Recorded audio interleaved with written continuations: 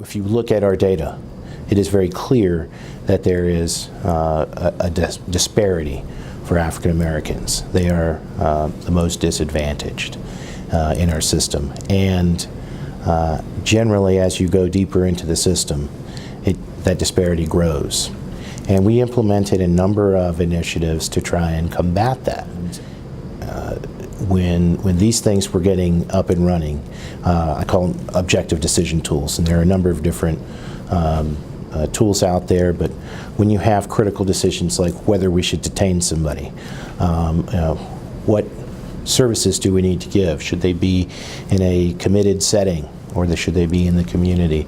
Those kinds of decisions, the thought was, were fraught with bias, and that the decision maker's bias could be influencing the outcomes and causing some of the disparity. And so we implemented these tools to counterbalance the perceived lack of objectivity. They worked in many ways at driving down populations that we intended to drive down. So in one sense, if you look at the raw numbers, are there fewer black kids incarcerated? Yes, a lot fewer. But there are even more, or a larger reduction for white kids.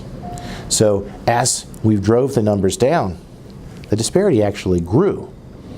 And so when you see that data, again, it's partial success, but on the disparity, which was a focal point for these tools, it didn't work, and in fact it caused greater disparity.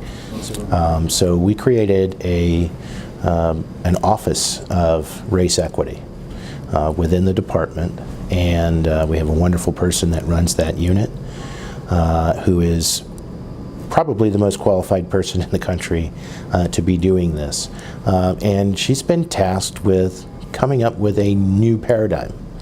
And basically what she's doing is a series of things, starting with training of our staff, understanding what the disparities are in the system, and then giving them a lens to look at decisions that they make in policy rather than just in the practice.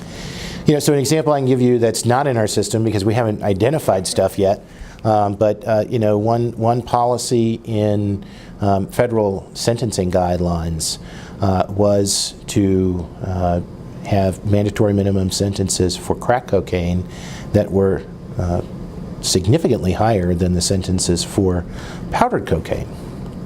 And the idea behind that, when they were passing those laws in the 80s, was that, well, crack cocaine is an epidemic and we need to crack down on it and we need to do all these things. But in the outcomes that they got were mass incarceration of African Americans.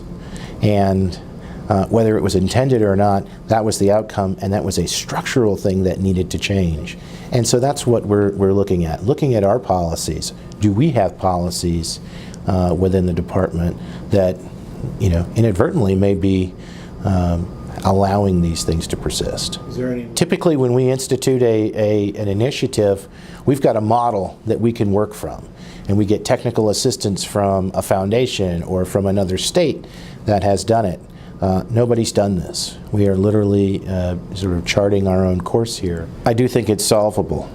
I don't have a timetable for that, but I do think it's solvable. I think there isn't a problem that isn't solvable. Every problem has a solution, and we just have to keep trying to find it.